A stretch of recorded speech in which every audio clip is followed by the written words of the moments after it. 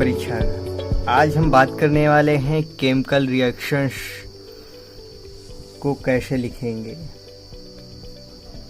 पिछली क्लास में हमने बात की थी कि रासायनिक अभिक्रिया क्या है, रासायनिक अभिक्रिया या केमिकल रिएक्शन क्या है, इसे कैसे समझेंगे या कैसे देखेंगे। आज की क्लास में हम बात करेंगे कि रासायनिक अभिक्रिया या रासायनिक समीकरण को किस प्रकार लिखेंगे। तो चलिए शुरू करते हैं। रासायनिक समीकरण, जैसा कि हम ऊपर देख सकते हैं कि लोहा, जल, फेरस हाइड्रोक्साइड। लोहा और जल अभिकारक हैं और फेरस हाइड्रोक्साइड उत्पाद है।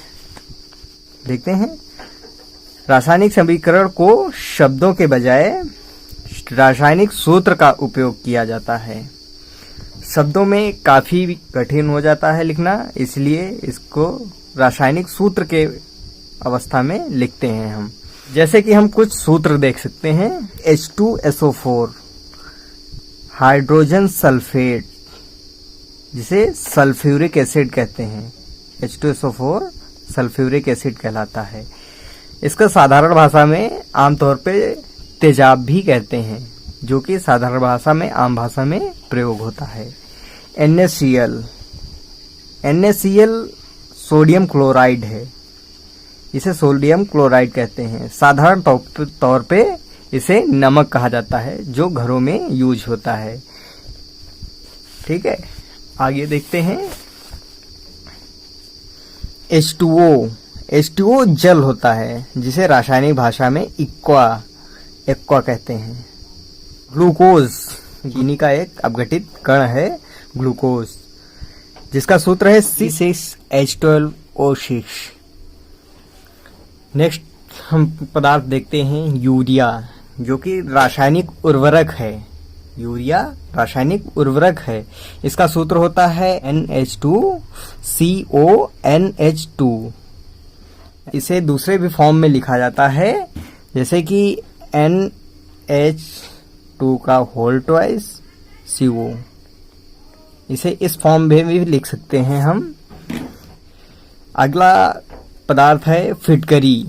फिटकरी का सूत्र होता है K2SO4 डॉट Al2SO4 का होल थ्राइस डॉट 24H2O।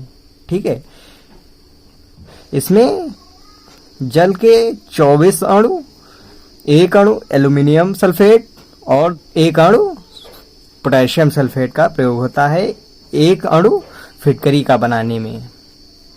अगला देखते हैं फेरस हाइड्रोक्साइड, जंग होता है ये।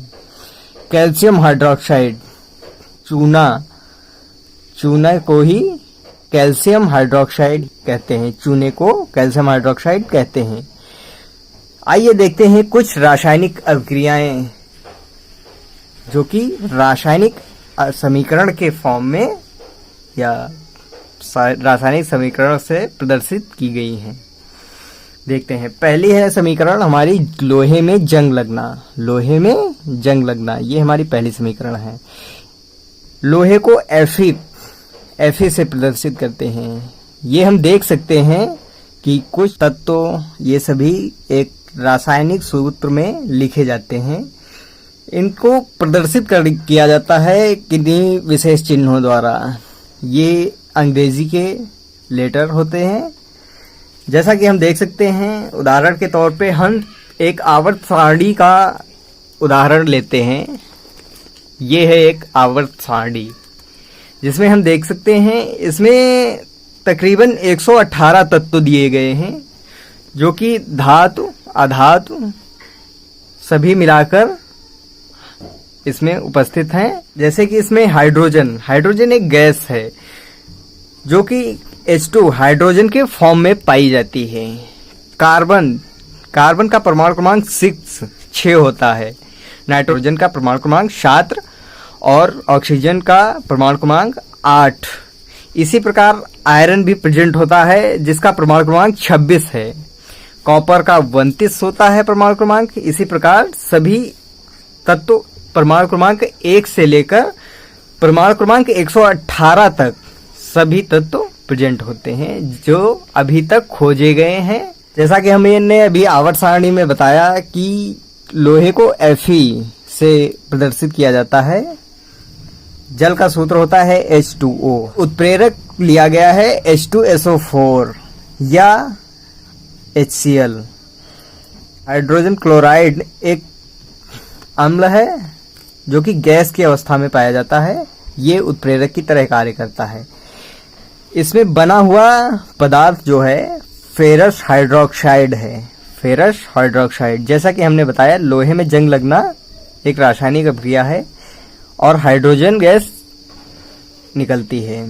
इस क्रिया में अभिकारक, उत्प्रेरक और उत्पाद की बात की है। इसमें हम अभिकारक को देखते हैं तो लोहा और पानी दोनों अभिकारक हैं। साधारण ताप पर ये पानी लोहे के साथ अभिक्रिया करता है और वायुमंडल में उपस्थित HCl या H2SO4 के कुछ कण उपस्थित होते हैं वायुमंडल में, जो कि लोहे के संपर्क में आते ही ये उत्प्रेरक का कार्य करते हैं और ये फेरस हाइड्रोक्साइड का निर्माण करते हैं और हाइड्रोजन गैस निकलती है। इसमें फेरस हाइड्रोक्साइड और हाइड्रोजन गैस ये दोनों उत्पाद हैं और HCl या H2SO4 ये दोनों में से कोई एक का प्रयोग होता है जो कि उत्प्रेरक के रूप में प्रयोग होते हैं। अभिकारक हम देख ही चुके हैं। अगली रिएक्शन देखते हैं, नमक का बनना। तो चलिए देखते हैं। नमक, सोडियम धातु और क्लोरीन अधातु।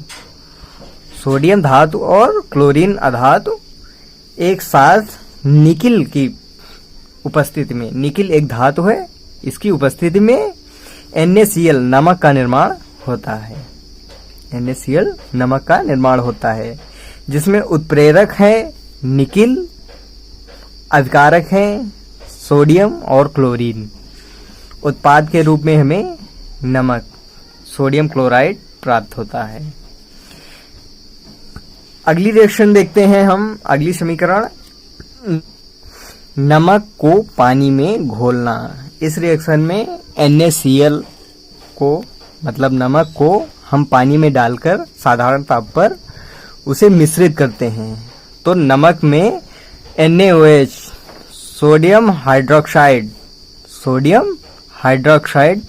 तथा HCl, हाइड्रोजन क्लोराइड का मिश्रण, दोनों का मिश्रण प्राप्त होता है और कुछ मात्रा में जल भी उसी में उपस्थित होता है जो कि एक मिश्रण तैयार करता है।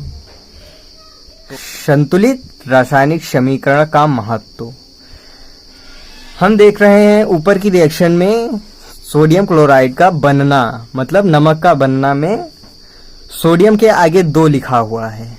इसका क्या महत्व है? या नमक के आगे 2 लिखा हुआ है, क्लोरीन के आगे 2 क्यों नहीं लिखा है, क्लोरीन के पीछे क्यों 2 लिखा है, ये हम इसका महत्व देखेंगे।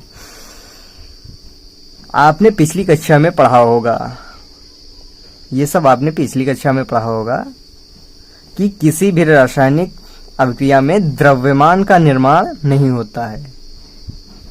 कोई भी चीज हो, द्रव्यमान का निर्माण नहीं होता है कहीं भी, चाहे एनर्जी के क्षेत्र में हो, ऊर्जा के क्षेत्र में या द्रव्यमान के क्षेत्र में। नए द्रव्यमान का निर्माण नहीं होता है। हाँ, ये है कि नए पदार्थ का या नए ऊर्जा की अवस्था का निर्माण हो सकता है, पर ना ही द्रव्यमान का विनाश होता है और ना ही द्रव्यमान का निर्माण होता है। हमने ये पहले भी देखा है। तो आगे देखते हैं।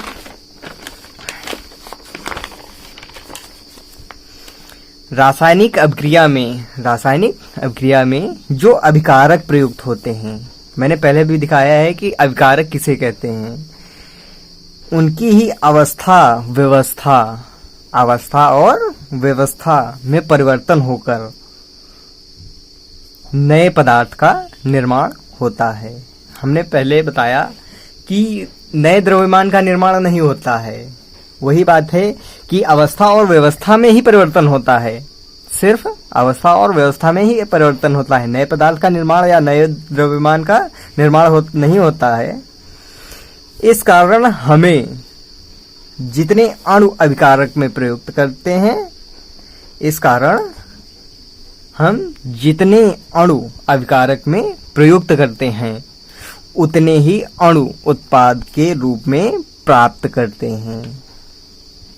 हमने देखा कि अगर नए द्रव्यमान का निर्माण नहीं हो रहा है तो हम जितने अभिकारक में अणु इस्तेमाल करेंगे उतने ही अणु हमें उत्पाद के फॉर्म में मिल जाएंगे। तो इसे संतुलित भी करना होगा। तो उसीलिए यहाँ पर दिखाया गया है, जो कि नमक का बनना इस क्रिया में दिखाया गया है। यहाँ पर सोडियम मुक्त अवस्था में पाई जाती है, द्विक अणु नहीं बनाती है, परंतु क्लोरीन एक अधातु है जो कि द्विक अणु बनाने की प्रवृत्ति रखती है। सोडियम क्लोराइड एक एक अणु मिलकर एक नमक के एक अणु का निर्माण करते हैं। तो हम लिखते हैं, इस क्रिया को इस प्रकार लिखा जाता है। पहले हम सोडियम लिखेंगे, फिर हम क्लोरीन गैस लिखेंगे। यहाँ पर रिएक्शन का एरो बनाएंगे और यहाँ पर उत्प्रेरक का प्रयोग होगा और बनने वाला हमारा पदार्थ होगा जो वो NaCl होगा। ये पदार्थ NaCl होगा।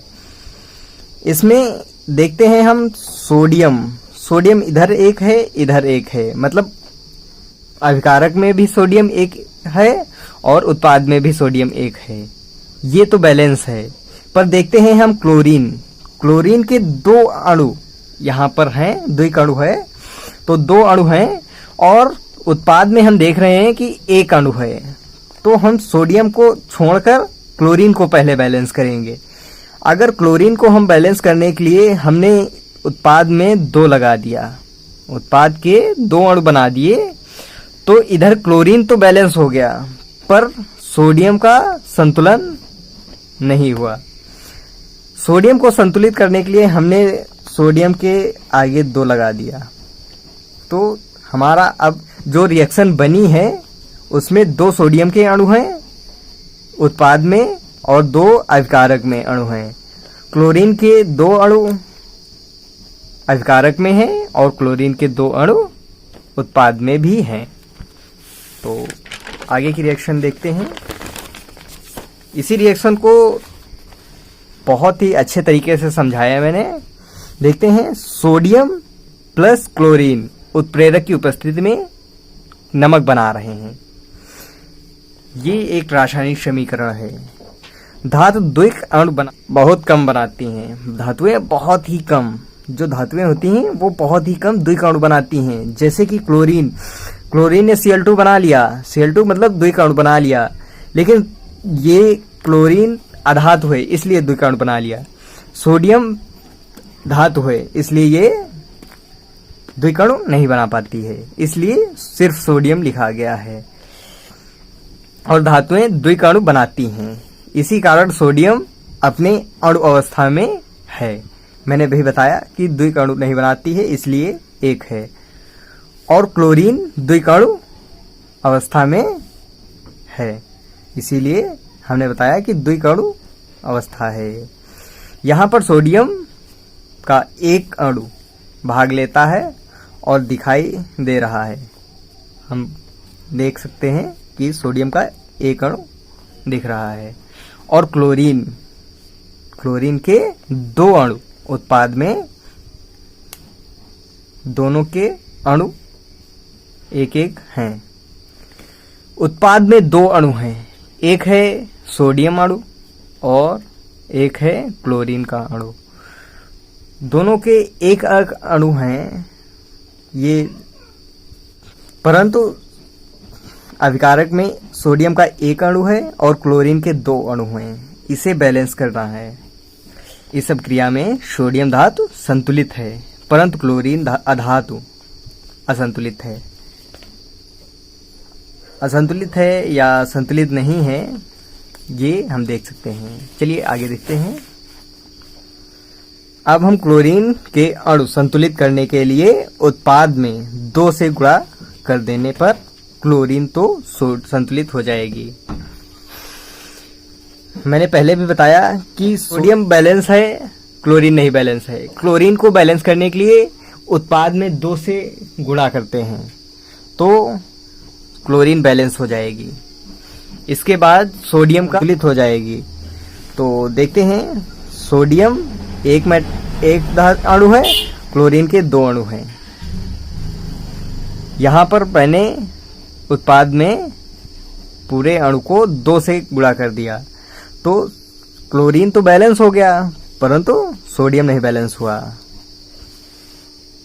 परंतु सोडियम, यदि हम सोडियम को इसके बाद में अगर हम सोडियम को 2 से गुणा कर दें तो समीकरण में जिसके अणु उत्पाद में बने हैं उतने ही अणु अभिकारक में प्रयुक्त हो जाएंगे। अगर हम सोडियम को 2 से गुणा कर दें तो इधर सोडियम भी बैलेंस और क्लोरीन भी बैलेंस। इधर भी 2 अणु हैं सभी के, ठीक है। जल का निर्माण उपरोक्त अभिक्रिया के अनुसार हम देखते हैं हाइड्रोजन द्विक अणु बनाती है, ऑक्सीजन भी द्विक अणु बनाती है, जिनके रासायनिक अभिक्रिया के पश्चात जल बनता है। उत्प्रेरक की उपस्थिति में जल बनता है। ये रासायनिक अभिक्रिया को बैलेंस करने के लिए उत्पाद में 2 से गुणा किया गया है और हाइड्रोजन के 2 अणुओं को गुणा किया गया है। इससे हाइड्रोजन के 2 अणु मतलब 4 परमाणु बने हैं। हाइड्रोजन के 4 परमाणु, ऑक्सीजन के 2 परमाणु मिलकर पानी के 2 अणुओं का इस्तेमाल 2 अणुओं को बनाते हैं। तो आज की वीडियो में बस इतना ही। आगे की वीडियो में हम बात करेंगे रासायनिक समीकरण के प्रकार। आगे हम देखेंगे कि रासायनिक समीकरण जो होती हैं वो कितने प्रकार की होती हैं।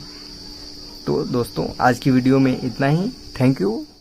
हेलो साथियों, आप अपने परिवार परीक्षा घर को सब्सक्राइब करें। धन्यवाद।